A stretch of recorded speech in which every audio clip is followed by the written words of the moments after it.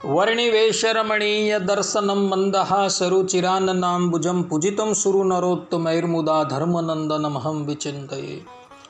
असतो मा षड्गमय तमसो मा ज्योतिर्गमय मृत्युर्मा अमृतं गमय।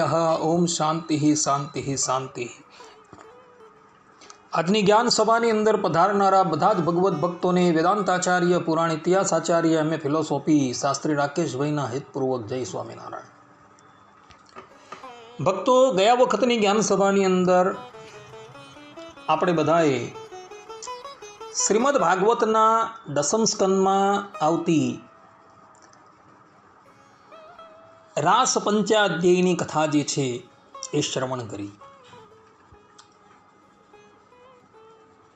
આજના લોકો પણ અને પૂર્વે થયેલા પરીક્ષિત મહારાજ જેવા પરમ ભાગવત પણ આ ભગવાનની રાસ લીલાનું શ્રવણ કરી ભગવાનની ઉપર શંકા કરતા હતા। આજના આધુનિક વિચારવાળા લોકો જે છે, જે લોકોને નથી તો કોઈ શાસ્ત્રનું જ્ઞાન કે નથી કંઈ એ લોકોને યોગની પ્રક્રિયાનું જ્ઞાન, અને છતાં પણ એ લોકો આ શ્રીમદ ભાગવતની અંદર આવતી રાસ પંચાધ્યાયની કથા સાંભળી અથવા તો વાંચીને ભગવાનની ઉપર આક્ષેપ કરતા જોવા મળે છે કે ભગવાન જે છે એ ભગવાન શ્રી કૃષ્ણએ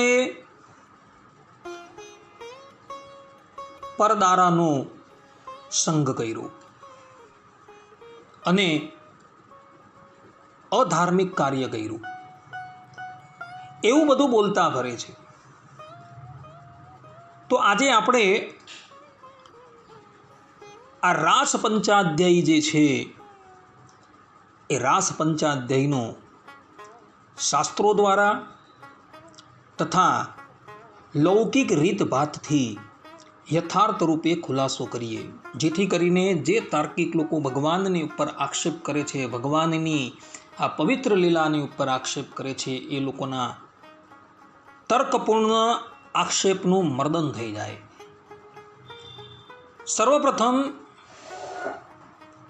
શ્રી કૃષ્ણ ભગવાન કોણ છે એ ખાસ જાણવાની જરૂર છે। તો શ્રીમદ ભાગવતના દસમ સ્કંદના પ્રથમ અધ્યાયના 22-23 શ્લોકની અંદર ભગવાન વેદવ્યાસજી લખે છે કે વસુદેવ ગૃહે સાક્ષાત ભગવાન પુરુષ પરઃ જનિષ્યતિ તત્પ્રિયાર્થ સંભવંતુ સુરસ્ત્રિય। અર્થાત બ્રહ્માજીએ કહ્યું કે સાક્ષાત પરમ પુરુષ ભગવાન વસુદેવજીના ઘરની અંદર અવતાર લેશે, એટલે માટે હે દેવતાઓ, તમે અને તમારી સ્ત્રીઓ પણ તેમનો સહયોગ કરવા માટે વ્રજભૂમિમાં પોતાના અંશોથી અવતાર ધારણ કરો। અહીં ભગવાન વેદવ્યાસજી લખે છે અને બ્રહ્માજી કહે છે કે વસુદેવના ઘરે સાક્ષાત પરબ્રહ્મ પરમાત્મા ભગવાન પ્રગટ થવાના છે। એટલે શ્રી કૃષ્ણ જે છે એ કોઈ અવર પુરુષ નથી, પરંતુ સાક્ષાત પરમ તત્વ છે, કારણ કે અહીં ભગવત નામનો પ્રયોગ થયો છે। શ્રીમદ ભાગવતના દસમ સ્કંદના 14મા અધ્યાયના 32મા શ્લોકની અંદર બ્રહ્માજી પોતે ભગવાન શ્રી કૃષ્ણની સ્તુતિ કરતા કહે છે, અહોભાગ્યમ નંદ ગોપ વ્રજૌકશામ યમ મિત્રમ પરમાનંદમ પૂર્ણમ બ્રહ્મ સનાતનમ। અર્થાત અહો નંદ વગેરે વ્રજવાસી ગોવાળોના ધન્ય ભાગ છે કે વાસ્તવમાં તેઓનું જ અહોભાગ્ય છે, કેમ કે પરમાનંદ સ્વરૂપ સનાતન પૂર્ણ બ્રહ્મ એવા આપ તેમના સગા સંબંધી અને સુરદ છો। અહીં બ્રહ્માજી જે બ્રહ્મવિદ્તાઓની અંદર સર્વોત્તમ છે, જેને ભગવાન શ્રીમદ નારાયણે સર્વપ્રથમ વેદનો ઉપદેશ આપેલો છે, એવા બ્રહ્માજી શ્રી કૃષ્ણ ભગવાનની પૂર્ણ બ્રહ્મ પરમાત્મા તરીકે સ્તુતિ કરે છે। શ્રીમદ ભાગવતના પ્રથમ સ્કંદના તૃતીય અધ્યાયના 28મા શ્લોકની અંદર ભગવાન વેદવ્યાસજી પોતે કહે છે, એતે ચાંશ કલા પુંશ કૃષ્ણસ્તુ ભગવાન સ્વયં, કે આ બધા મરીચી, મનુ, બ્રહ્માજી એ જે ભગવાનના અવતાર છે એ તો અંશ છે, કલા છે, પરંતુ શ્રી કૃષ્ણ ભગવાન એ સાક્ષાત ભગવાન છે. અહીં ભગવાન વેદવ્યાસજીએ શ્રી કૃષ્ણને માટે ભગવાન શબ્દનો પ્રયોગ કરેલો છે કે શ્રી કૃષ્ણ કોઈ અવર નથી, પરંતુ એ સાક્ષાત પરબ્રહ્મ પરમાત્મા છે. મહાભારતના શાંતિ પર્વની અંદર 210મા અધ્યાયના 11મા શ્લોકની અંદર કહ્યું છે, તદિદમ બ્રહ્મ વાર્ષ્ણેયમ, અર્થાત કે ઉષ્ણીકુલની અંદર પ્રગટ થયેલા શ્રી કૃષ્ણ એ સાક્ષાત ભગવાન છે. અહીં પણ ભગવાન શબ્દનો પ્રયોગ શ્રી કૃષ્ણને માટે થયો છે. મહાભારતના ઉદ્યોગ પર્વની અંદર 70મા અધ્યાયના 5મા શ્લોકની અંદર સંજય જે છે કહે છે, કૃષિર્ભુવાચક શબ્દોણશ્ચ નિવૃત્તિવાચક તયોરેક્યમ પરમ બ્રહ્મ કૃષ્ણ ઇત્યભિધીયતે. અર્થાત કે કૃષ્ણ, ભૂ, સત્તા, સત્યતા, પરમેશ્વર, સત્યત્વ ગુણને કહે છે અને અણ જે છે એ આનંદને કહે છે. તે બંને ભાવની એકતા એટલે કે સચ્ચિદાનંદ કૃષ્ણ તે જ પરબ્રહ્મ છે. આમ અહીં મહાભારતની અંદર શ્રી કૃષ્ણ ભગવાનને પરમ બ્રહ્મ તરીકે કહ્યા છે, અર્થાત કે શ્રી કૃષ્ણ જે છે એ પરમ તત્વ છે. ભગવાન શ્રી કૃષ્ણએ પણ પોતાના સ્વમુખે પોતાની પરમ તત્વતા પ્રતિપાદન કરતા થકા ગીતામાં કહ્યું છે કે યસ્માત ક્ષરમતીતો અહમ અક્ષરાદ અપી ચોત્તમઃ અતો અસ્મિ લોકે વેદે ચ પ્રથિતઃ પુરુષોત્તમઃ. અર્થાત કે હું ક્ષરથી પર છું અને અક્ષરથી ઉત્તમ છું, એટલા માટે ધર્મશાસ્ત્રમાં તથા વેદમાં હું પુરુષોત્તમ નામથી પ્રસિદ્ધ છું. આ પ્રમાણે ભગવાન શ્રી કૃષ્ણએ પોતાના સ્વમુખથી પોતાની પરમ તત્વતા તરીકે ગણના કરાવેલી છે.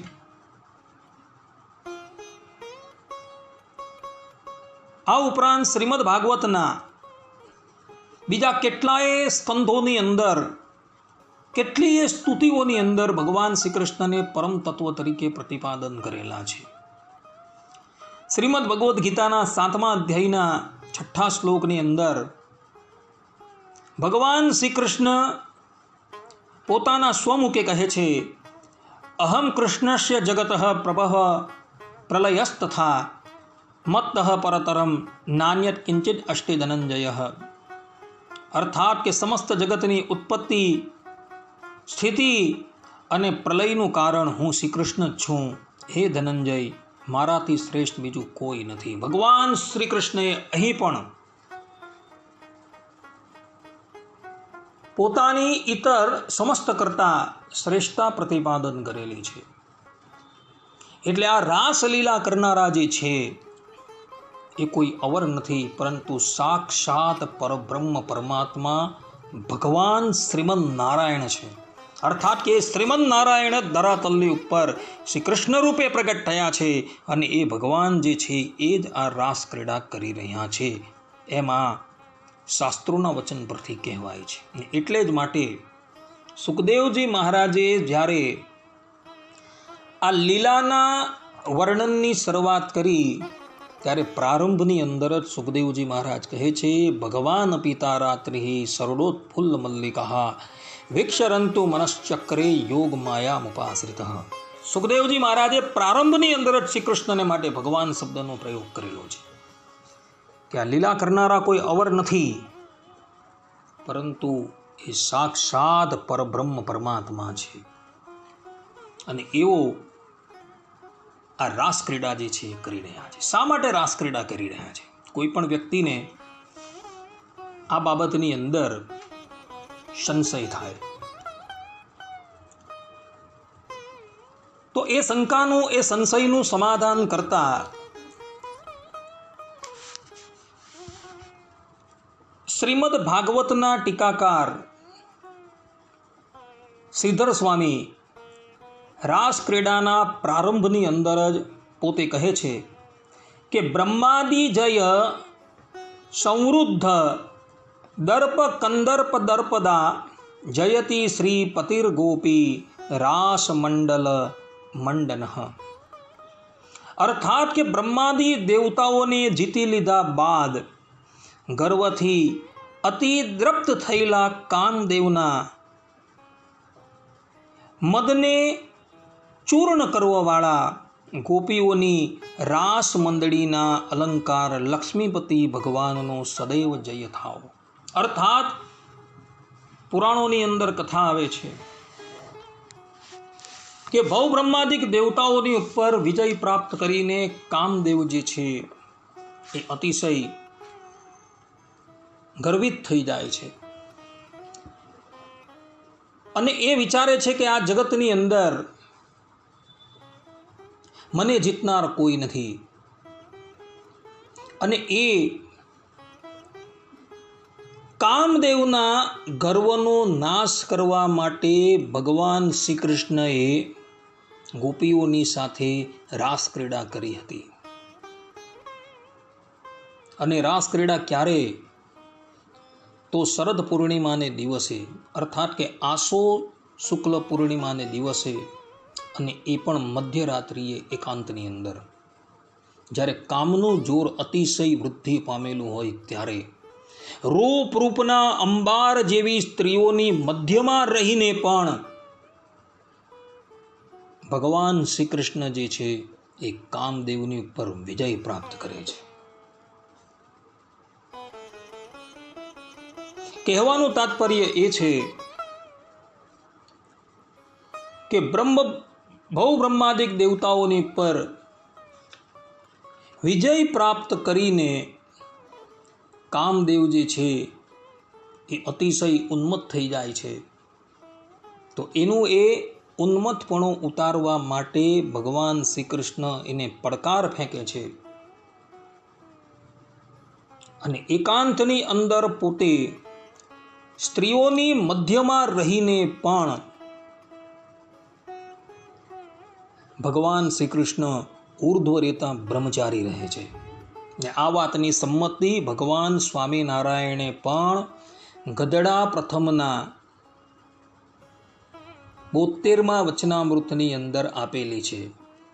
ભગવાન સ્વામિનારાયણ કહે છે કે કામદેવે બ્રહ્માદિક દેવતાઓને જીતીને પોતાને વશ કર્યા.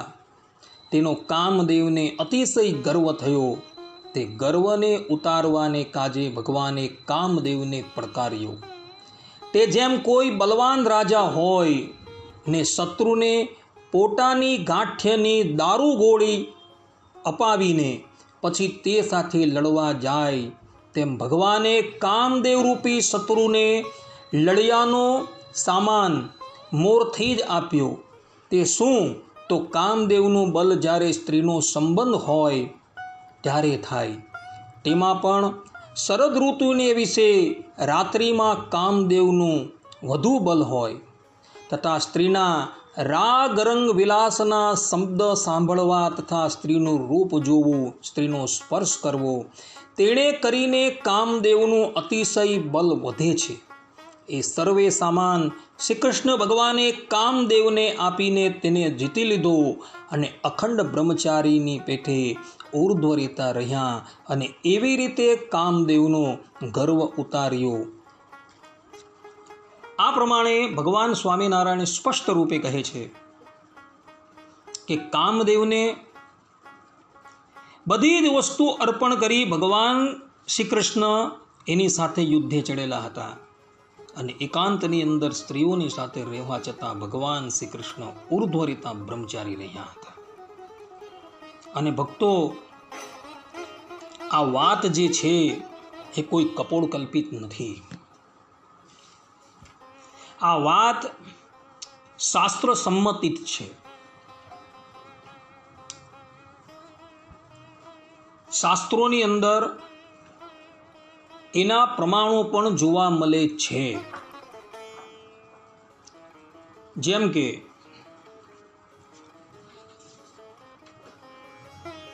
અથર્વવેદની અંદર ગોપાલ તાપનીય ઉપનિષદ આવે છે. એ ઉપનિષદની અંદર એક કથા છે. કથા એવી હતી કે એક દિવસ દુર્વાસા ઋષિ વ્રજની અંદર પધાર્યા. આજે પણ તમે મથુરા મંડલમાં જાઓ ત્યારે દુર્વાસા ઋષિનો આશ્રમ છે, અને આશ્રમના આ પાર જે છે એ મથુરા છે. વ્રજની ગોપીઓએ ભગવાન શ્રી કૃષ્ણને કહ્યું કે અમે કોની સેવા કરીએ જેથી કરીને આપ અમારા પર પ્રસન્ન થાઓ. ત્યારે ભગવાન શ્રી કૃષ્ણ કહે છે કે યમુનાજીને પેલે પાર અમારા ગુરુ દુર્વાસા ઋષિ પધારેલા છે, તો આપ શ્રી એમની સેવા કરીને એમને સંતુષ્ટ કરો. ભગવાન શ્રી કૃષ્ણની વાત સાંભળી અસંખ્ય ગોપીઓ જે છે એ ભાત ભાતના વ્યંજન બનાવી ભગવાન શ્રી કૃષ્ણની પાસે આવી અને ભગવાન શ્રી કૃષ્ણને કહે છે કે અમારે દુર્વાસા ઋષિને જમાડવા છે. પરંતુ દુર્વાસા ઋષિની પાસે જતા માર્ગની અંદર યમુનાજી વહે છે, તો અમારે યમુનાજીને પાર કેવી રીતના કરવા? ત્યારે ભગવાન શ્રી કૃષ્ણ કહે છે કે હે ગોપીઓ, યમુનાજીને જઈને કહેજો કે શ્રી કૃષ્ણ સદા બાલ બ્રહ્મચારી હોય ને તો અમને માર્ગ આપી દે. ભગવાન શ્રી કૃષ્ણની વાત સાંભળી ગોપીઓ પરસ્પર હસવા લાગી. પરંતુ શ્રી કૃષ્ણની વાતની અંદર વિશ્વાસ રાખી ગોપીઓ યમુનાજીની પાસે જાય છે અને યમુનાજીને કહે છે કે શ્રી કૃષ્ણ સદા બાલ બ્રહ્મચારી હોય તો અમને માર્ગ આપો. અને યમુનાજી એક બાજુ હટી ગયા અને રસ્તો જે છે, માર્ગ જે છે એ સ્પષ્ટ થઈ ગયો, ક્લિયર થઈ ગયો.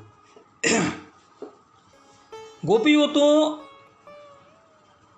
આ દ્રશ્ય જોઈને આશ્ચર્યચકિત થઈ ગઈ. મનોમન વિચારવા લાગી કે અમારી સાથે નિત્ય રમણ કરનારા શ્રી કૃષ્ણ બાલ બ્રહ્મચારી કેવી રીતના? ત્યારબાદ બધી જ ગોપીઓ જે છે એ યમુનાજીને પાર કરીને દુર્વાસા ઋષિની પાસે જાય છે. અસંખ્ય ગોપીઓ થાળ લઈને ગઈ હતી. દુર્વાસાજી વિશ્વાત્મા ભગવાનનું ધ્યાન કરતા કરતા અસંખ્ય ગોપીઓના થાળ જે છે એ જમી જાય છે. ગોપીઓ પર વિચાર કરવા લાગી કે આ ઋષિ જે છે જેનું શરીર તો અતિશય જર્જરિત થઈ ગયેલું છે, તો અસંખ્ય ગોપીઓના થાળ કેવી રીતના જમી ગયા?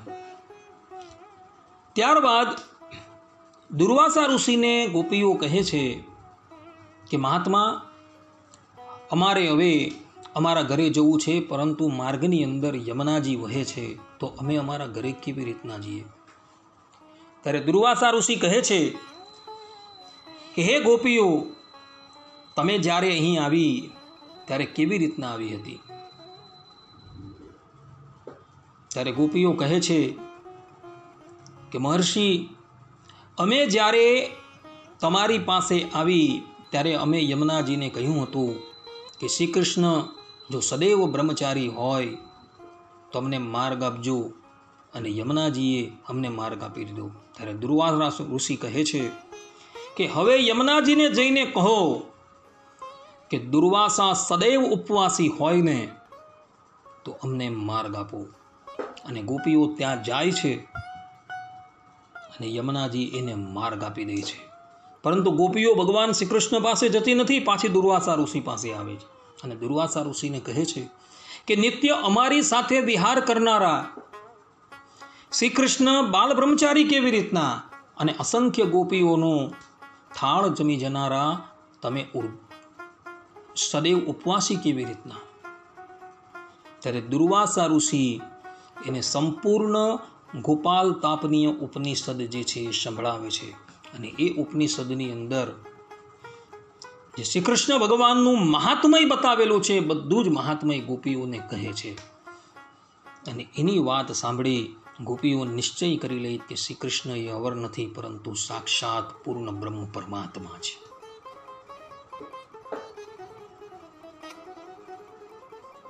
આ પ્રમાણે ગોપાલ તાપનીય ઉપનિષદ, જે ઉપનિષદ અપૌરુષેય છે, જેની રચના કરનારા કોઈ નથી, એ ઉપનિષદની અંદર લખેલું છે, અર્થાત કે વેદની અંદર લખેલું છે કે ગોપીઓની સાથે રમણ કરવા છતાં પણ ભગવાન શ્રી કૃષ્ણ બાલ બ્રહ્મચારી હતા.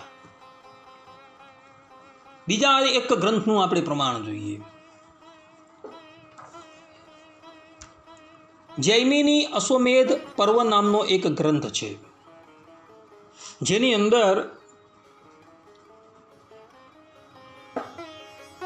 મહાભારતની અંદર જે લીલાનું વર્ણન કરવામાં નથી આવ્યું, એ બધી જ લીલાઓનું વર્ણન જૈમિની ઋષિએ એ ગ્રંથની અંદર કરેલું છે.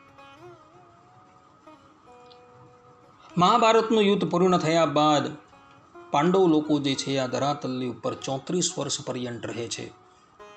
અને 34 વર્ષ પર્યંત એ લોકો રહે છે. ત્યારબાદ એ લોકોએ જે જે કાર્ય કરેલા હતા એ બધી જ લીલાઓનું વર્ણન એની અંદર છે. તેમાં એક જગ્યાએ એવી વાત આવે છે કે એક વખત મહારાજ યુધિષ્ઠિરે મહાભારતની અંદર પોતા દ્વારા જે પણ કોઈક મનુષ્યનો સંહાર થયો હતો એના પ્રાયશ્ચિત નિમિત્તે એવો અશ્વમેધ યજ્ઞનું આયોજન કરે છે. અને અશ્વમેધ યજ્ઞના ઘોડાની રક્ષા કરવા માટે અર્જુનજીને નિયુક્ત કરે છે. ઘોડો ફરતો ફરતો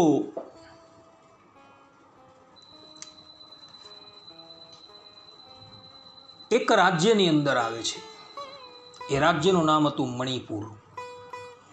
એ મણિપુરની અંદર બબ્રુવાહન નામનો રાજા રાજ્ય કરતો હોય છે. અને આ રાજા જે છે એ અર્જુનજીનો સગો દીકરો હોય છે. કારણ કે આ બબ્રુવાહનનો જન્મ જે છે એ અર્જુન અને ઉલુપી નામની મણિપુરના રાજાની કન્યા થકી થયો હતો. પુત્રિકા ધર્મથી અર્જુનજીએ ઉલુપીનું પાણી ગ્રહણ કરેલું હતું. પુત્રિકા ધર્મ એટલે શું? કે જે પિતાની કન્યાની સાથે વર લગ્ન કરે એના થકી જે પહેલી સંતાન થાય એ એણે એના પિતાને અર્પણ કરી દેવી. આને પુત્રિકા ધર્મ કહેવામાં આવે. તો બબ્રુવાહનનો જન્મ થયા બાદ બબ્રુવાહન ઉલુપીના પિતાને અર્પણ કરી અર્જુનજી ત્યાંથી પછી તીર્થયાત્રા કરવા માટે નીકળી જાય છે. એટલે બબ્રુવાહનનો અને અર્જુનજીનો મેળાપ ત્યારબાદ ક્યારેય થતો નથી. અને અશ્વમેધ યજ્ઞનો ઘોડો વિચરણ કરતો કરતો મણિપુર આવે છે. ત્યારે એ ઘોડાને બબ્રુવાહન જે છે બાંધી દે છે. ઘમાસાન યુદ્ધ થાય છે અને બબ્રુવાહનના હાથે અર્જુનજીનું મૃત્યુ થઈ જાય છે. અર્જુનજીનું મૃત્યુ થઈ જાય છે. અને અર્જુનજીનું મસ્તક જે છે એ બબ્રુવાહન કાપી નાખે છે. અને એ મસ્તક જે છે એ ધૃતરાષ્ટ્ર નાગનો એક પુત્ર હતો એ હરણ કરીને લઈ જાય છે. અર્જુનજીનું મૃત્યુ થયું એટલે ચારે બાજુ હાહાકાર થઈ ગયો. બધા કાર્ત સ્વરે ભગવાન શ્રી કૃષ્ણને પુકારે છે. એટલે ભગવાન શ્રી કૃષ્ણ જે છે એ રણ મેદાનની અંદર પધારે છે પોતાના દિવ્ય રૂપથી. અને તે વખતે ભગવાન શ્રી કૃષ્ણ જે છે એ પ્રતિજ્ઞા કરે છે કે જો ભૂતલ પર મારું બ્રહ્મચર્ય વ્રત સદા અખંડ રહ્યું હોય તો મારા આ પુણ્યના પ્રભાવથી અર્જુનજીનું મસ્તક અત્યારે જ અહીં આવી જાય અને જેણે તેના મસ્તકનું અપહરણ કરેલું છે મારી આજ્ઞાથી તેનું મસ્તક કપાઈ જાય અને તે મૃત્યુને પ્રાપ્ત થઈ જાય. ભગવાન શ્રી કૃષ્ણ આ પ્રમાણેની પ્રતિજ્ઞા કરે છે.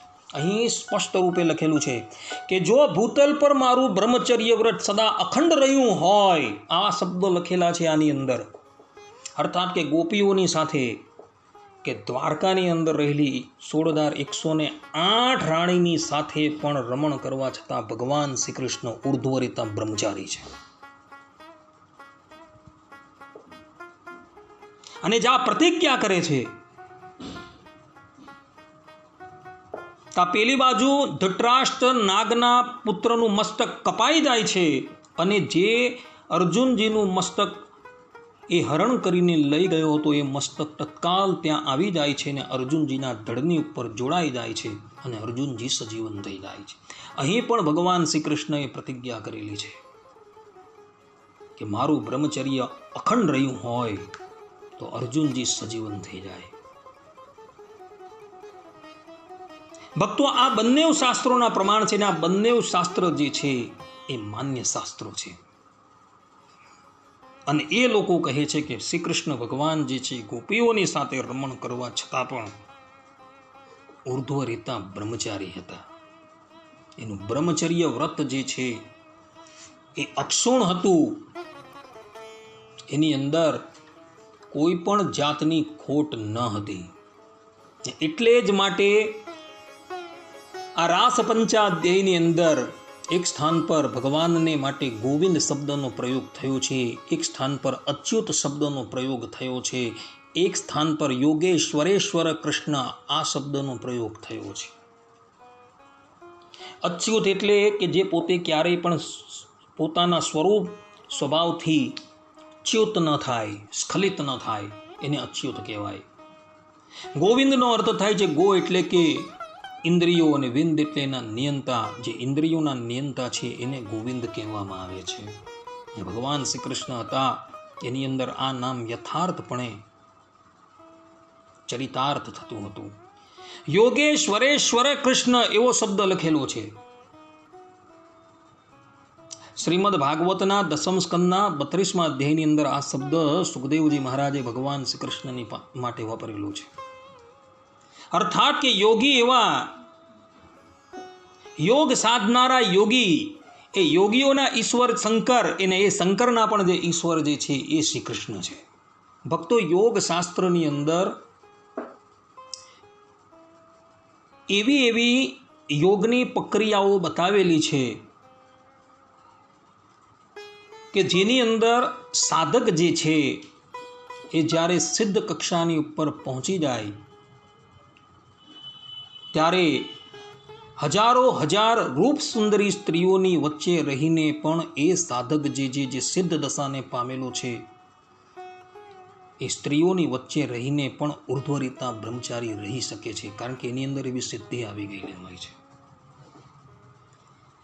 વિચારો કે સામાન્ય સાધક જે છે એ ઈશ્વરની આરાધના કરીને જો સિદ્ધ દશાને પ્રાપ્ત થઈને એની અંદર સ્ત્રીઓની વચ્ચે રહીને પણ નિર્વિકારપણું થતું હોય તો આ તો યોગી એવા શંકરના પણ ઈશ્વર શ્રી કૃષ્ણ છે કે જેને માટે ઉપનિષદમાં કહ્યું છે સ્વાભાવિક જ્ઞાન બલ ક્રિયા ચ, કે જેની અંદર જે સિદ્ધિઓ છે, શક્તિ છે, બલ છે, એ બધું સ્વાભાવિક છે, અનાદિનું છે. એણે કોઈની પાસે ઉપાસના કરીને પ્રાપ્ત કરવાની જરૂર નથી. એની પાસે અનાદિનું છે જ એ સ્વાભાવિક જ્ઞાન બલ ક્રિયા ચ.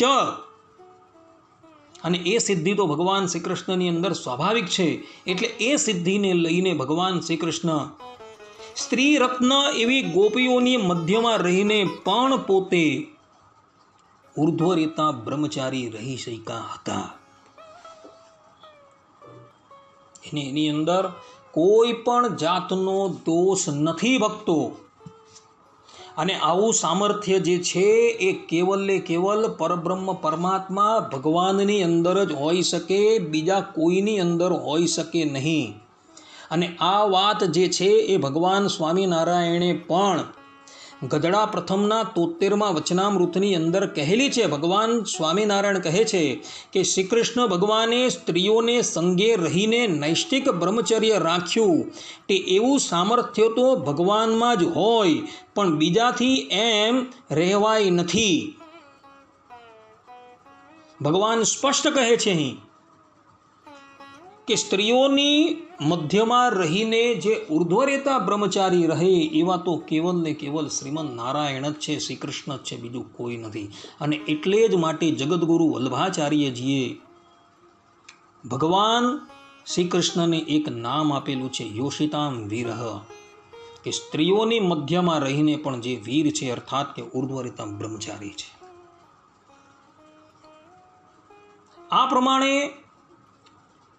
શાસ્ત્રોના વચનથી એ વાત સ્પષ્ટ થઈ જાય છે કે રાસ ક્રીડાની અંદર ગોપીઓની સાથે સંગ કરવા છતાં પણ શ્રી કૃષ્ણ ભગવાન જે હતા એ ઉર્ધ્વરેતા બ્રહ્મચારી હતા. એમનું વીર્ય તે વખતે પણ સ્ખલિત થયું નથી, એ ઉર્ધ્વરેતા બ્રહ્મચારી હતા. ને આમ તો એ પણ ભગવાનનું જે આ વપુ છે, અર્થાત કે ધરાતલ્લી ઉપર ભગવાન જ્યારે અવતાર ધારણ કરીને આવે છે ત્યારે તેમનો દેહ જે છે એ આપણી જેમ પંચભૂતનો નથી હોતો. વિષ્ણુ પુરાણની અંદર કહ્યું છે, ન તસ્યા પ્રાકૃત મૂર્તે હે, કે ભગવાનની એ મૂર્તિ પ્રાકૃત નથી. અને ભગવાન સ્વામિનારાયણ પણ ગધડા અંત્યના 31મા વચનામૃતમાં સ્પષ્ટ રૂપે કહે છે કે જે પ્રમાણે ધામની મૂર્તિ ગુણાતીત છે તે જ પ્રમાણે પ્રગટ પ્રમાણ મૂર્તિ પણ ગુણાતીત છે. અર્થાત કે એ મૂર્તિની અંદર 3 ગુણ છે જ નહીં, એ દિવ્ય છે. તો દિવ્ય મૂર્તિની અંદર વીર્ય ક્યાંથી હોવાનું? વીર્ય તો જેનો પંચભૂતનો દેહ હોય છે તેની અંદર હોય છે. પરમાત્માની અંદર એવું નથી હોતું ભક્તો. ભગવાનનું એ વપુ જે છે એ દિવ્ય છે, અને દિવ્ય વપુ હોવાથી ગોપીઓની સાથે રાસ ક્રીડા કરવા છતાં પણ ભગવાન ઉર્ધ્વરેતા બ્રહ્મચારી હતા. આ પ્રમાણે શાસ્ત્રની દ્રષ્ટિએ તથા યોગની પ્રક્રિયા દ્વારા એ વાત સ્પષ્ટ રૂપે પ્રતીત થાય છે કે રાસ ક્રીડાની અંદર ગોપીઓની સાથે રાસ ક્રીડા કરનારા શ્રી કૃષ્ણ ભગવાન ઉર્ધ્વરેતા બ્રહ્મચારી હતા.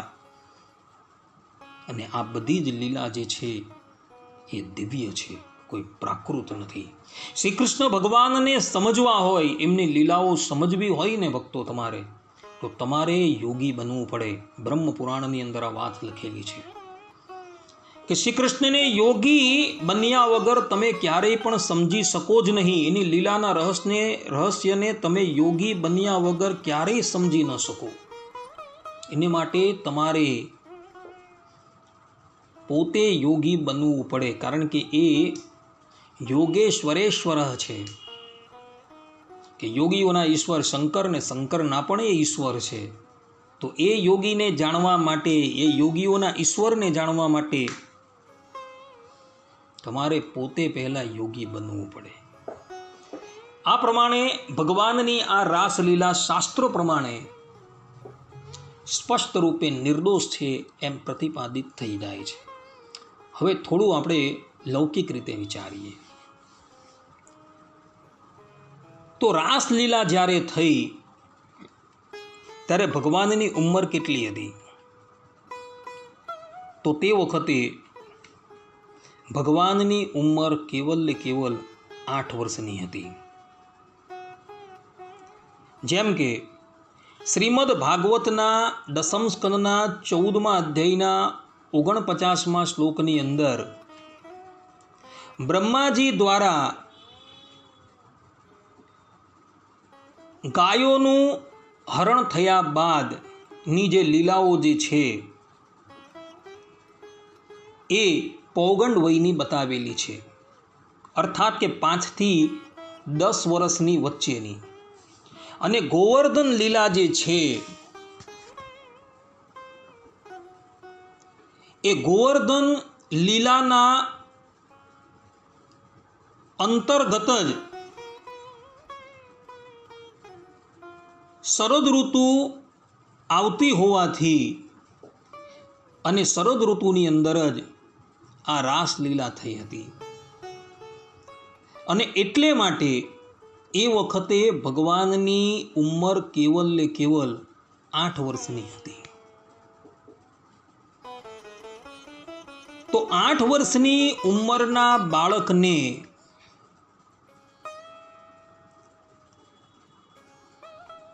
કામ વૃદ્ધિ પામે એવું તો હળાહળ કળિયુગની અંદર પણ દેખાતું નથી. તો એ તો દ્વાપર ને કલીની સંધિ હતી. જ્યાં હળાહળ કળિયુગની અંદર પણ 8 વર્ષના છોકરાને 8 વર્ષના બાળકને કામ ઉદય થતો નથી, તો તે વખતે દ્વાપર અને કળીની સંધિ હતી. જો પ્રાકૃત દ્રષ્ટિએ પણ વિચારીએ તો 8 વર્ષના બાળકને જે પ્રમાણે કામ ઉદય થતો નથી, તે જ પ્રમાણે શ્રી કૃષ્ણ ભગવાન પણ તે વખતે 8 વર્ષના હતા. એટલે એમને કોઈ પણ જાતનું કામ ઉદય થયું નથી. ગોપીઓની સાથે જેમણે રમણ કર્યું એ કેવલ ને કેવલ નિર્દોષ અવસ્થાની અંદર કરેલું છે. બીજી વાત, રાસલીલાની અંદર સંમલિત થવાવાળી ગોપીઓની સંખ્યા ઘણી બધી હતી. એટલે આટલા બધા સમુદાયની અંદર બધાની સમક્ષ કામ ચેષ્ટા કરવી એ તો સર્વથા અસંભવ છે. કારણ કે હજારોની સંખ્યામાં ગોપીઓ ઊભી હતી. એ બધાની વચ્ચે કામ ચેષ્ટા કરવી એ તો અશોભનીય કહેવાય. એટલે રાસલીલાની અંદર જે લોકો કામની દુર્ગંધ બતાવે છે એ લોકોની વાત જ ગલત થઈ જાય છે. ત્રીજી વાત કરીએ,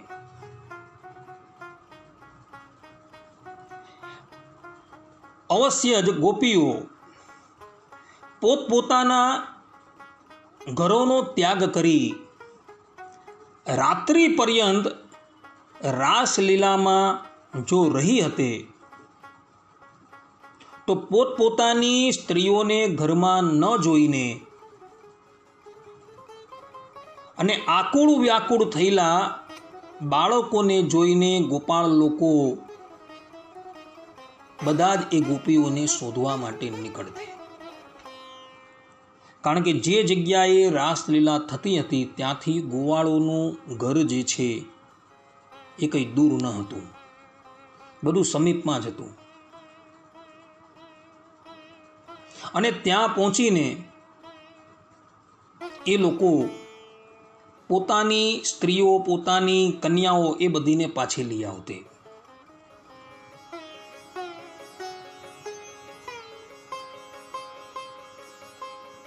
પરંતુ શ્રીમદ ભાગવતની અંદર તમે જુઓ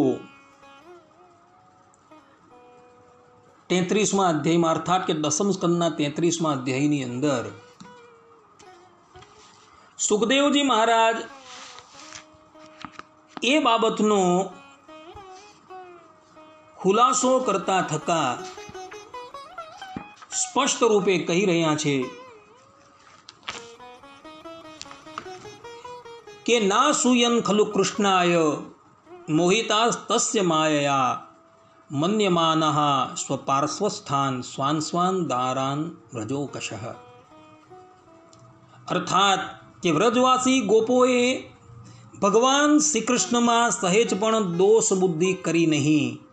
તેઓ ભગવાનની યોગ માયાથી મોહિત થઈને એવું સમજી રહ્યા હતા કે અમારી પત્નીઓ તો અમારી પાસે જ છે. એટલે ગોપીઓ જે છે એ એક રૂપે તો એ ગોવાળોની પાસે જ હતી, પરંતુ બીજા રૂપે એટલે કે દિવ્ય રૂપ ધારણ કરીને એ ભગવાન શ્રી કૃષ્ણની પાસે ઉપસ્થિત થઈ હતી.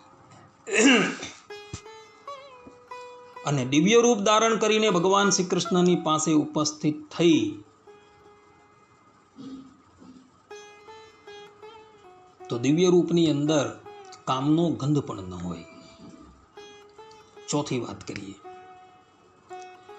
જો ભગવાને આ લીલાની અંદર કંઈ પણ અધર્મ આચરણ કરેલું હતે તો યુધિષ્ઠિર મહારાજના રાજસૂય યજ્ઞની અંદર ભગવાન શ્રી કૃષ્ણની જ્યારે અગ્ર પૂજા થઈ રહી હતી ત્યારે નારાજ થયેલો શિશુપાલ ભગવાન શ્રી કૃષ્ણને જેમ ફાવે તેમ ગાળ દે છે. તો એ ગાળની અંદર શિશુપાલ અવશ્ય એ વાત કહ્યા વગર રહેતે નહીં કે તું તો સ્ત્રી લંપટ છે, પરંતુ શિશુપાલે એક પણ સ્થાનની અંદર ભગવાન શ્રી કૃષ્ણને સ્ત્રી લંપટ કીધા નથી.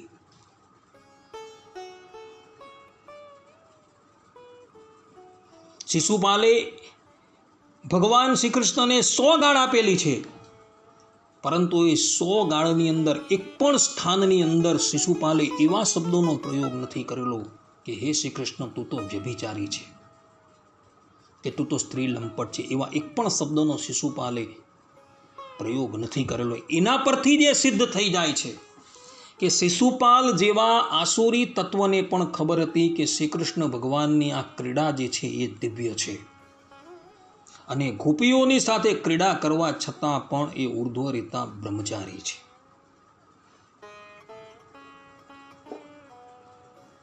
કેટલાક લોકો જે છે એ શ્રીમદ ભાગવતની અંદર રાસ પંચાધ્યાયની અંદર એક શ્લોક આવે છે. એ શ્લોકને જોઈને બધા લોકો ભગવાનની ઉપર આક્ષેપ કરતા જોવા મળે છે. એ શ્લોક જે છે એ આ પ્રમાણે છે: બાહુ પ્રસાર પરિલંબ કરાલ કોરુ નિવિસ્તના લભન નર્મ નખાગ્રપાતૈ ક્ષેલ્યાવલોક હસિતૈ વ્રજ સુંદરીણામ ઉત્તમ ભયન રતિપતિમ રમયાંચકાર.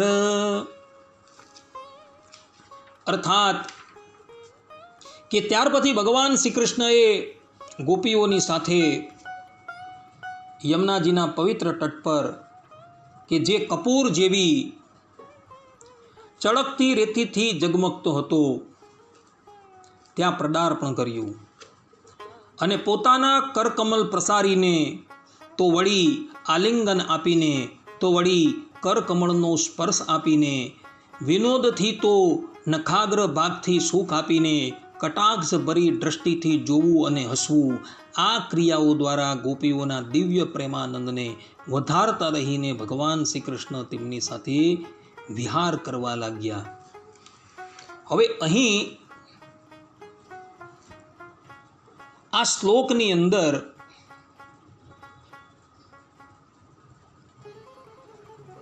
એવું લખવામાં આવેલું છે કે શ્રી કૃષ્ણ ભગવાને ગોપીઓને આનંદ આપવા માટે એની સન્મુખ પ્રેમભરી દ્રષ્ટિથી જોયું, એના અંગોને સ્પર્શ કર્યા, વગેરે વગેરે બાબતો લખવામાં આવેલી છે. અને એને લઈને કેટલાક લોકો એવું કહે છે કે આ શ્લોકની અંદર સ્પષ્ટ રૂપે એવું પ્રતિપાદન કરવામાં આવેલું છે કે શ્રી કૃષ્ણ ભગવાને કામ ચેષ્ટા કરેલી છે. આ પ્રમાણે કેટલાક તાર્કિક લોકો ભગવાનની આ લીલાની ઉપર સંશય કરે છે.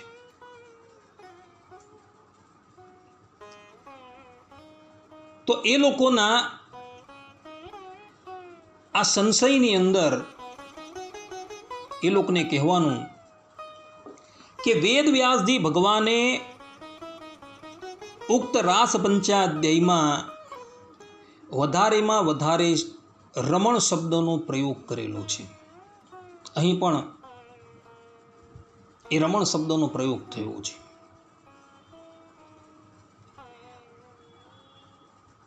ને આ રમણ શબ્દ જે છે એ રમણ શબ્દનો અર્થ જે છે એ ક્રીડાવાચક છે.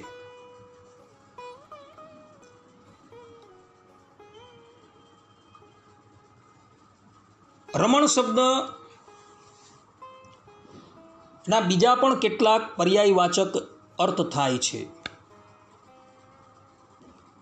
ખેલવું, કૂદવું, વિનોદ કરવો, એ પણ રમણ શબ્દનો અર્થ થાય છે. પરંતુ રમણ શબ્દનો અર્થ ક્યારેય પણ મૈથુન કે સ્ત્રી સંગ કરવો એવો નથી થતો. હું પુનઃ કહું છું કે ભગવાન વેદવ્યાસજીએ રાસ પંચાધ્યાયની અંદર વધારેમાં વધારે રમણ શબ્દનો પ્રયોગ કરેલો છે. અને ક્રીડાવાચક રમૂ શબ્દનો અર્થ ખેલ, કૂદ અને વિનોદ માત્ર થાય છે. પરંતુ ક્યારે મૈથુન કે સ્ત્રી સંગ થતો નથી. એટલે જે લોકોને વ્યાકરણનું જ્ઞાન નથી એ બધા જ ભગવાનની આ નિર્દોષ ક્રીડાની સન્મુખ આક્ષેપ કરે છે. જો વ્યાકરણનું જ્ઞાન હતી તો રમણ શબ્દનો અર્થ એ લોકોને અવશ્ય ખબર હતી. આ જે તાર્કિકો અત્યારના ભગવાનની આ લીલાની સન્મુખ આંગળી ઉઠાવે છે ને, એ મોટે ભાગના બધા જ લોકો વ્યાકરણના જ્ઞાનથી રહિત છે. જો વ્યાકરણનું જ્ઞાન હતું ને તો એ લોકોને સ્પષ્ટ રૂપે ખબર પડતી કે રમૂ શબ્દનો અર્થ શું થાય છે. રમૂ શબ્દનો અર્થ ભાઈઓ ખેલ છે, કૂદ છે અને વિનોદ માત્ર થાય છે. એટલે ભગવાન શ્રી કૃષ્ણએ ગોપીઓની સાથે કેવલ વિનોદ કરેલો છે, એની સાથે ખેલકૂદ કરેલો. જેવી રીતના નાનું બાળક હોય એ પોતાની માતાની સાથે ખેલકૂદ કરતો હોય. આપણા શહેરોની અંદર, આપણા ગામોની અંદર તમે જોજો કે નાના નાના બાળકો જે છે એ કન્યાઓની સાથે પણ ખેલકૂદ કરતા હોય છે. અને તે વખતે એમના માતા પિતા એની અંદર કોઈ પણ જાતની કુદ્રષ્ટિ લાવતા નથી. તે જ પ્રમાણે આ ખેલકૂદ અને વિનોદ હતું, બીજું કંઈ ન હતું. અને આ વાત સમજતા નથી અને છતાં પણ ભગવાન શ્રી કૃષ્ણની ઉપર બધા આક્ષેપ લગાવે છે. એ આશ્ચર્યજનક વાત છે. અને કદાચ તમે માની પણ લેવ કે શ્રી કૃષ્ણ ભગવાને ગોપીઓની સાથે કામચેષ્ટા કરી, પરંતુ ભગવાન શ્રી કૃષ્ણ પોતે જ કહે છે અર્જુનજીના પ્રસંગની અંદર અને ગોપાલ તાપની ઉપનિષદમાં દુર્વાસાના પ્રસંગની અંદર કે હું ઉર્ધ્વરીતા બ્રહ્મચારી છું. એ વાત સ્પષ્ટ રૂપે લખેલી છે. અને છતાં પણ કેટલાક તાર્કિક લોકો એવું કહેતા હોય તો એ લોકોને કહેવાનું, ભાઈ ગોસ્વામી તુલસીદાસજીએ સ્પષ્ટ રૂપે રામચરિત માનસની અંદર લખેલું છે, સમર્થ કો નહીં દોષ ગોસાઈ, કે જે સમર્થ પુરુષ હોય ને એને કોઈ પણ જાતનો દોષ લાગતો નથી. અને શ્રી કૃષ્ણ ભગવાન એ સાક્ષાત પરબ્રહ્મ પરમાત્મા છે. અને આ જ વાત સુખદેવજી મહારાજે જ્યારે પરીક્ષિતને સંશય થયો ત્યારે પણ કહેલી છે. અને એના સંશયના નિવારણને અર્થે સુખદેવજી મહારાજ કહે છે, તેજી યસામ્ન દોષાય વહની સર્વો ભુજો યથા, કે તેજસ્વી પુરુષોને દોષ લાગતો નથી. જે પ્રમાણે અગ્નિની અંદર સારી વસ્તુ નાખવામાં આવે કે નરસી વસ્તુ નાખવામાં આવે, એ બધી જ વસ્તુ જે છે એ બળીને ખાખ થઈ જાય છે. તે જ પ્રમાણે શ્રી કૃષ્ણ ભગવાન જે છે એ સાક્ષાત અગ્નિ સ્વરૂપ છે.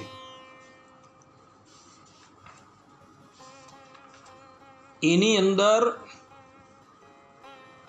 કોઈ પાપ કે પુણ્યનો પ્રવેશ થઈ શકતો જ નથી.